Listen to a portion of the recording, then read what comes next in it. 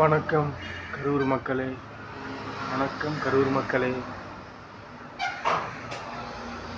நம்ம கரூரில் நம்ம விஜய் பிரச்சாரம் பண்ண வந்த இடத்துல கேட்ட இடத்த கொடுக்காம ஒரு 50,000 பேர் வந்து சந்தோஷமாக நிம்மதியாக எந்த ஒரு அசம்பாவிதமும் எந்த விபத்தும் நடக்காமல் அப்படி ஒரு இடம் கொடுக்காம நெருக்கடியோடு கொடுத்து 40, 30, 39, 40 அதான் கூட்டி சொல்கிறாங்க. அது நாடகமும் வேஷமும் இருக்குது. உண்மையாக உயிரும் போயிருக்கு தான்.